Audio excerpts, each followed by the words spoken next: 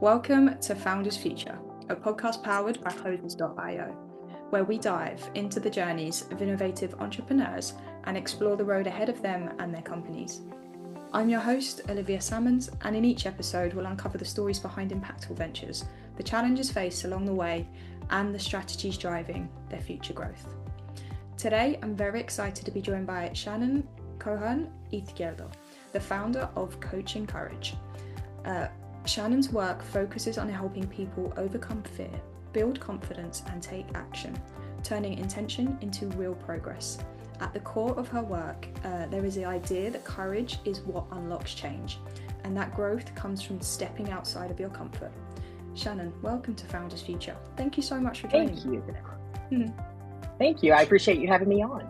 No, I appreciate you being here, and thank you so much for joining me. So, let's jump into this. I'm very excited. And Shannon, with all of my guests, I do actually like to start at the beginning of their journey. So if you don't mind briefly taking me back to what it was you was doing before you started Coaching Courage, and then from there, what was the motivation behind it? Okay, great question. So I was a middle school and high school teacher before I decided to go into government service in the US. And again, I taught middle school and high school science and absolutely loved it, but I kept thinking there's not an income that's going to help me really buy my own car one day, buy my own home one day. So I started looking for something to do instead of that. And so I went back to college, got my master's degree in forensic science, and was a very black and white thinker, was looking at, 2 + 2 is 4, and there wasn't any other gray area for exploring something different. So when I got my master's degree, that led me to apply at the FBI, the Federal Bureau of Investigation, as a special agent. I got in, and when I got in, I actually ended up being injured during new agent training, which led me down a whole different path. And I'm sorry, go ahead. I was just agreeing. I went, sorry. Yeah. No, you're good. You're good. And so, part of that, as you can tell from my last name, being part Hispanic, a part of the LGBTQ plus community, and as a female, being a member of a male-dominated career field was an incredible learning experience. And I will say that not every woman thrives, and I completely understand their reasons. And so when I shifted into this new role, I became an intelligence analyst. And so I really started using my critical thinking that I had learned, forensic science. And that led me down a path to looking to Washington, D.C. to move out of Oklahoma City because there wasn't as many opportunities to really go up the career ladder. And so I did. I made the move. I took on a position in the Washington, D.C. area, still with the FBI at the time. When I got there, there was a lot of government contractors that were calling, offering a lot more money. And at first I was like, no, I don't want to do that. And then I had a friend that left the FBI that actually convinced me to go for an interview. And that led me to leave. And I became a government contractor. And for the next 18 years, I supported a variety of organizations across the intelligence community.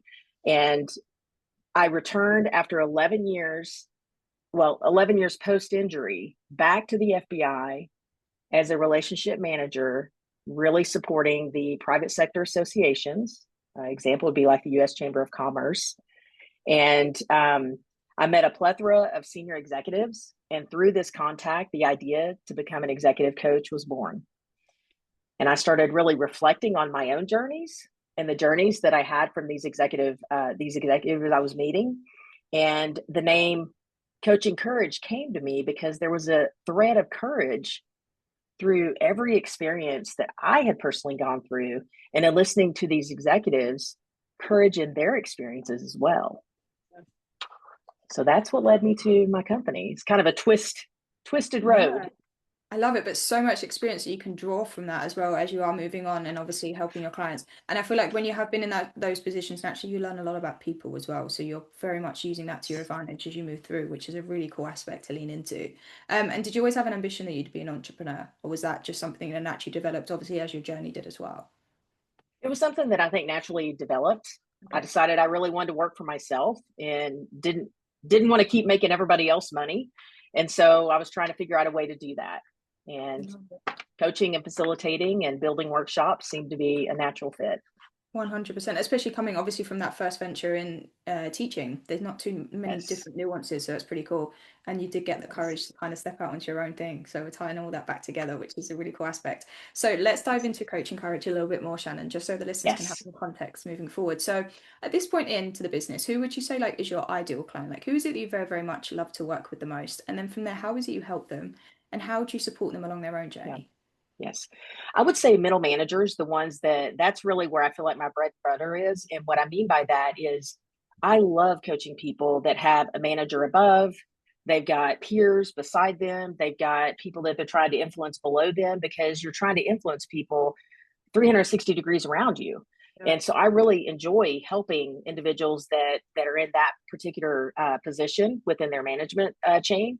And also those that are in a marginalized community, because I don't feel like there's as many opportunities for those of us that are in a marginalized community. And so I really like to help the leaders identify those other opportunities. And so you were asking how I do that. I think that was the follow up, one of the follow ups. So, one way that I do that is I start with having the leaders take 360 leadership assessments, and I want them to identify their emotional quotient, so their EQ. And once we identify that, that can kind of help them in some areas that maybe they want to develop further, and also realize and recognize what their strengths are.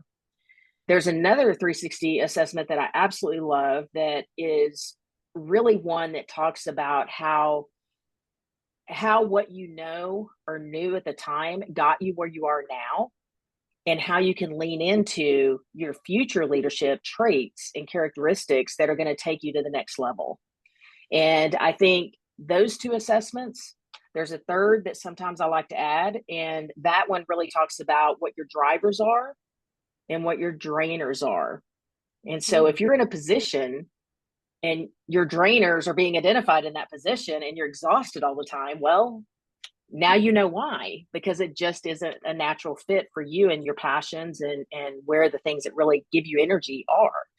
And so those are some of the things that I like to do when I start an engagement, is really have those three key components of assessments that we can draw from. Love it. Awesome stuff. And I suppose starting with obviously the ICP, the middle manager, like naturally when it comes to leadership roles, whether they are in that middle department or the big boy, they're often Yes. thrown into that department because they're obviously very good at their job beforehand, but having no guidance of how they can go about doing that for Yes. themselves, obviously be at ease for the team and themselves. And as you're saying, I really like the way you put that the last little bit of it, what is draining you and what is helping you. Because naturally, if your cup's empty, it's going to be very hard to do anything. So making sure that you Yes. are filling yourself up along the way so you can help other people within the team and then hopefully within the organization as well, and it very much trickles down. Do you work with people on a one-to-one level, or do you go straight to the like, is it on an organizational base where you kind of do a lot of team coaching as well? So I typically work with people one on one Awesome. for their own leadership development. I do some team building workshops as well, and I haven't offered a retreat on my own yet. And I also do workshops. And so the workshops can be, let's say, a particular leadership topic that a group of people really want to learn more about. And so I can facilitate that as well. Cool, And beautiful. So so, you, yeah, yeah, I love that. So you can very much meet them where they're at, and I suppose taking from that yes, sense as well, maybe retreats are that next step forward to getting everybody in a group environment as well, which is a pretty cool aspect to any offer. You know, yes, just adding that camaraderie level that I think everyone needs a little bit at the moment. You know, the trust yes, and the companionship.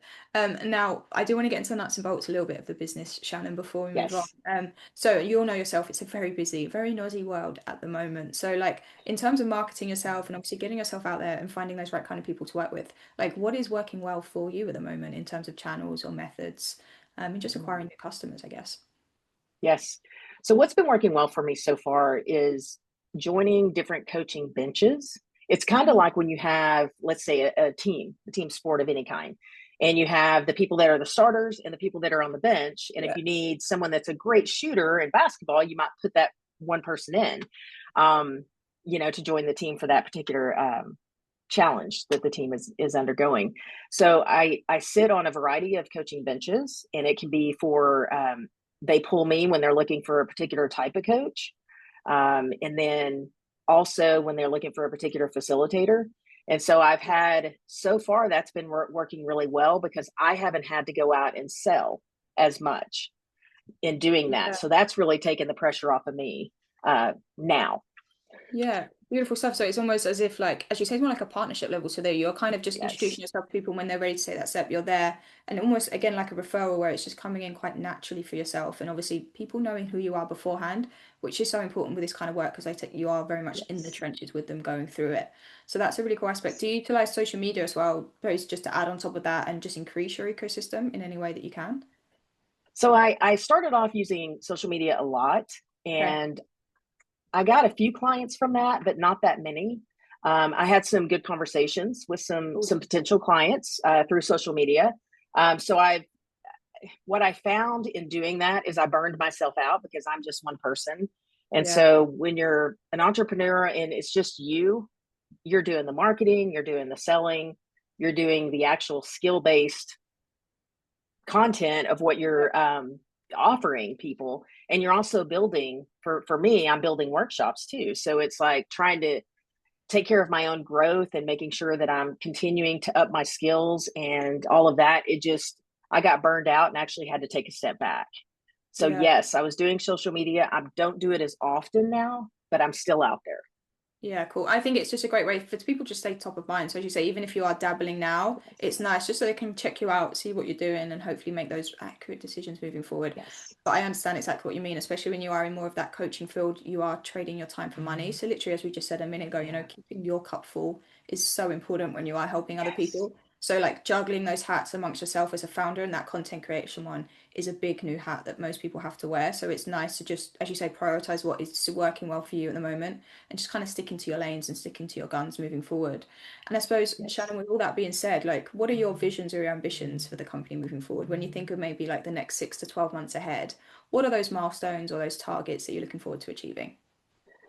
So I just got two certifications, and one is the Women's Business Enterprise, and one is the women's owned small or woman owned small business. And I should find out today whether or not I was approved for the LGBT business enterprise as well. And so I think with those three, it really helps to, it gives me that extra oomph, if you will, to help showcase my company. And I think I can leverage those three to really look into earning and winning contracts in those different areas. So I 100%. think that's what I'm looking for in the next 6 to 12 months. Cool stuff. So stay tuned, but I know it's coming. We'll just have to drop me a message later on so we can let the listeners know. But yeah, as you say, it helps with that recognizability was what I'm going to say. But it helps with that visibility, that recognition that you are, as you say, that specialist in your field. You know what you're talking about. You have the credibility behind you to separate from everybody else. So yeah, run out and get those. That's really cool stuff. And I suppose, Shannon, where are you probably finding the biggest challenge for yourself at the moment? You seem to be the type of person that just takes everything in their stride. So like within the business, what is you kind of struggling with, or what are those one aspects you wish you could kind of move on from at the moment? So I would say I haven't always been that way. So I'm much more flexible now, much more adaptable now. I would say the biggest challenge for me right this moment is finding money to continue my company. And when I say finding money, I recently left my government contractor role after 20 years in the intelligence community in the US and moved to Oklahoma City, Oklahoma. And so now I'm really trying to establish roots here again because I moved from here to DC. And so, yeah, it's just really building my network back out in the Yeah, business area, and also finding grants and finding contracts that I can apply for, because I don't have my government contractor salary coming in now. So it's all on me. And so I would yeah, think that, just as you mentioned before, switching to the founder mindset is a lot different than, oh, I have a side hustle and I'm doing this. yeah. It's very true. As you say, it's kind of your only, it's your main bread and butter, I guess. So you do have to lean into that aspect a lot Yeah. more. But in that sense as well, Yeah. you are kind of on that way up. And I think moving home, I suppose, to your city, it is just about rebuilding and starting those connections off in the best way possible for yourself moving forward. And as one final Absolutely. question to you, Shannon, before we log out. So if you could go back in time to a younger self and you could only leave yourself with one piece of advice moving forward, something you know now, but that you didn't know back then, what would you say to yourself? I would say you're going to be okay. Trust the process, lean into your courage, trust your gut, and move forward. Keep moving forward. I love that. Just keep swimming was what literally popped straight to mind.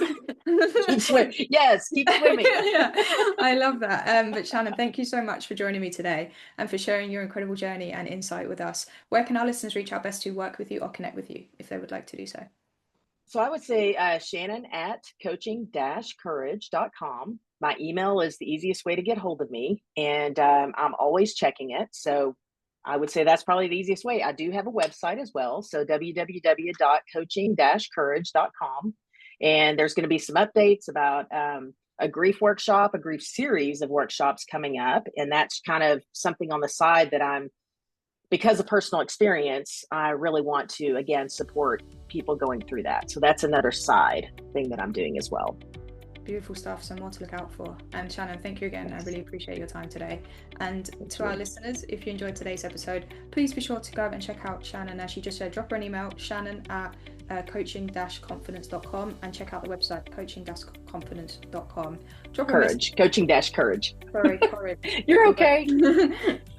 Shannon at coaching-courage.com and then coaching-courage.com. Please go and drop her an email, drop her a message, check out the website. I'm sure she'd love to hear from everybody. And do not forget to subscribe to Founders Future via wherever you listen to your favorite podcasts. And if you are a business owner, specifically a coach, consultant or agency owner, and you're really looking to scale your business and you want to enhance your sales and marketing efforts, visit closers.io to hop on a call with one of our team and discover how we went from $0 to $30 million per year in less than 3 years. But until then, keep on climbing and we will see you on the next one.